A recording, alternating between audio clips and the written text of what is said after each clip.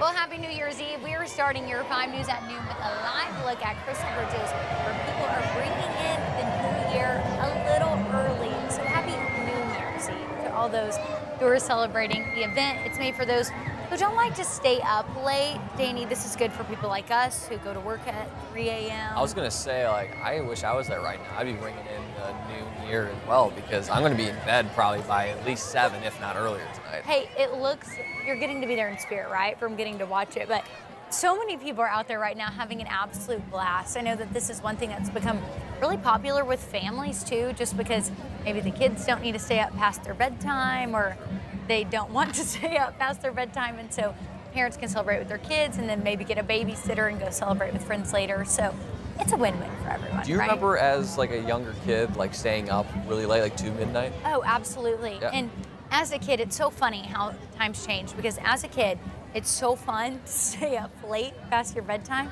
and it's so fun to not get sleep. And now, it's just not the case. No, certainly not the case. I was gonna say, I think when I was like 4 or 5, I think our parents were okay with it because there was no school the next day and usually the next couple of days. So like, all right, whatever. And they were up and probably having a good time, so. My parents always had a ton of people over at the house. I mean, probably like 20, 30 people, all of the family, all the friends, and we'd get those glasses. And Couldn't find it. the first, I guess, memory I have of it was the year 2000. I was 3, and having those, and I don't even know if I remember it. I think it's more I remember the pictures from it. But just fun times like that. So I guess I've been staying up and not sleeping for a long time, Danny. Yes, well, hopefully tonight, well, I guess you are celebrating New Year's tonight. So yeah, maybe try to get some sleep at some point over the next couple of days. Don't you worry. I will get some sleep tonight. But for those celebrating right now, or even for tonight, those look like very great weather for it. So we'll show you what's going on right now outside your window. We're seeing plenty of blue sky, temperatures in the 50s already area wide, and this is roughly what we were at yesterday across the region, if not, well, I should just say we were warmer already now than at this time yesterday. We were close to 50 in some spots yesterday. We're in the 50s as you see area wide, and again, not really a whole lot of cloud cover to see. Low to mid 50s, we still do have a couple of stragglers, 48 in Eureka Springs, 49 in Boonville, but 58 there in Waldron. So very warm across the region, and compared to this time yesterday, we're about 15 degrees warmer. So yes, a little bit of a jump there for us compared to yesterday, and we'll continue to see that warmth climb for the next couple of hours. It won't be much, but we could get close to 60 in northwest Arkansas. We're cooling off a little bit overnight, so you can see into the 40s. I think we'll stay kind of in that low to mid 40s range for much of the early night hours. So if you're headed out, expect that low to mid 40s range. The River Valley, I do think some will get into the 60s, then eventually cooling down again into that low to mid 40s range. So overall, as we go through the rest of really the week, we'll be warming up quite a bit. So 2026, bring it on with full force. We are unfortunately going to stay dry, at least through much of the start of 2026. So we'll talk all about that here, get you ready for the start of the new year coming up in your full forecast. All right, thanks for that, Danny. Well, several counties are still under burn bans today because we haven't seen that rain, so that is changing how people plan to celebrate New Year's Eve.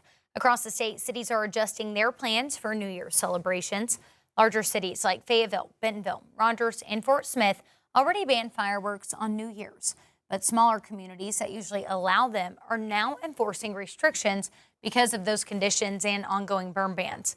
Riverside Fireworks owner Adam Keeley says that this is normally one of the busiest times of the year for sales, but residents are delaying or modifying their celebrations. A lot of folks will buy their fireworks regardless and say, well, we're going to wait and celebrate the following weekend, or wait till the weather warms up a little bit. Officials say following burn bans and safety rules is the best way to protect homes and communities this New Year's Eve. Along with celebratory drinks, we know that personal fireworks could be a part of those festivities, and those don't mix well together. Carter Thweet shows us how medical professionals are preparing for what could be a busy night of fireworks-related injuries. I'm Sophie Hollenberg. I'm an orthopedic hand and upper extremity surgeon at UIMS. This year, Hollenberg is on call for New Year's Eve, a night where she tends to see a certain kind of injury. 4th of July and New Year's Eve tend to be a popular time for fireworks, which is a lot of fun, but also can be a pretty devastating injury to folks. The U.S. Consumer Protection Safety Commission says not to relight fireworks or handle them when lighting. Hollenberg agrees, saying that's where UAMS sees the worst injuries. Amputations and limb loss are ones in which people are holding the fireworks. Those always come to mind and tend to be patients who have, some lifelong repercussions. Many of Hollenberg's other tips seem obvious, but she said people still forget. Never let children near fireworks, never handle or light them under the influence, and never direct them towards the face or any extremities. But accidents still take place. If a firework injury happens, the first thing you want to do is call 911, seek emergency help, and put some sort of temporary dressing on it. If there's substantial bleeding, it may even require a tourniquet. It can vary from fairly minor to very severe injuries. So we kind of triage and prioritize injuries as they come in. Well, we have learned that an inmate has died at the Cummins Unit Prison in Gold, Arkansas. The Arkansas Department of Correction says an accident involving a piece of machinery happened on Sunday. They say Internal Affairs is investigating and no foul play is suspected at this time. We'll keep you updated with any new details on air and our website at 5newsonline.com. And President Trump attends a New Year's party at his Mar-a-Lago estate tonight. The president has spent the past few days meeting with world leaders, but the White House says 2026 will be focused on issues here at home. CBS's Aaron Navarro is at the White House with more. This year, and I think you're going to see an economic boom. You're going to White House Press Secretary Caroline Leavitt is looking forward to the new year, saying President Trump is focused on the domestic agenda in 2026. The president is just laser focused around the clock, and I've seen this firsthand. It's really remarkable how hard he works to make our country safer and more prosperous, and I think the best is yet to come in 2026. The president, who has been at his Mar-a-Lago estate and golf course for the holidays, wrapped up 2025 with an emphasis on foreign affairs, holding meetings with Israeli Prime Minister Benjamin Netanyahu and Ukrainian President Volodymyr Zelensky, each leader involved in wars that the president had hoped to end by now. There are one or two very thorny issues, very tough issues. He also announced a U.S. strike that targeted an alleged drug operation on the Venezuelan coast. There was a major explosion in the dock area where they load the boats up with drugs. President Trump issued his first vetoes of the year, rejecting a pair of bipartisan bills to expand tribal land in Florida and to help a Colorado water project.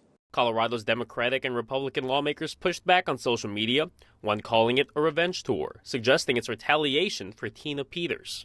The former GOP county election official is serving a multi-year prison sentence after she was found guilty of tampering with voting machines. This morning, Trump posted on social media about the state's governor and district attorney, writing, "I wish them only the worst." Aaron Navarro, CBS News, the White House. Well, this holiday season, federal officials are teaming up with local law enforcement to crack down on drunk driving.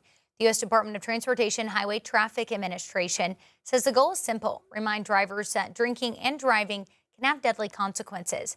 According to the NHTSA, during the December months of 2019 through 2023, there were almost 5,000 road traffic-related deaths.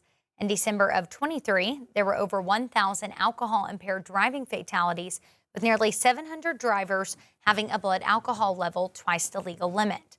Because of this, the Washington County Sheriff's Office urges you to have a plan before heading out to celebrate tonight to keep you and others out on the road safe.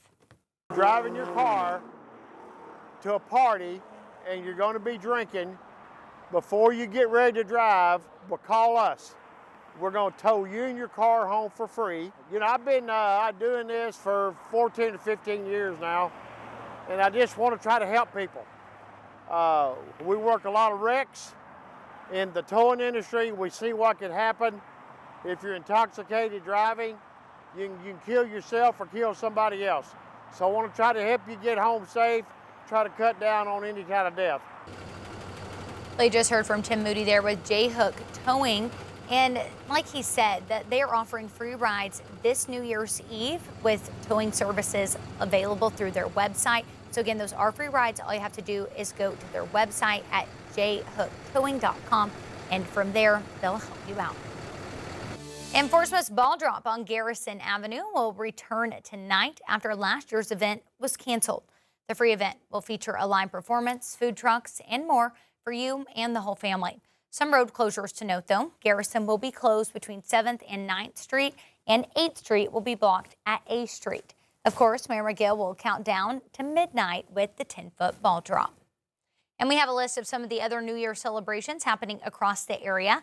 You can find it by texting NYE or New Year to the number right there on your screen, 479-785-5000, and we'll send you a link right back. And here's a look at what's coming up later tonight on 5 News Plus. You can catch our 5 News Original special at 7, and then later tonight at 8, a look back on all of those named our Athlete of the Week.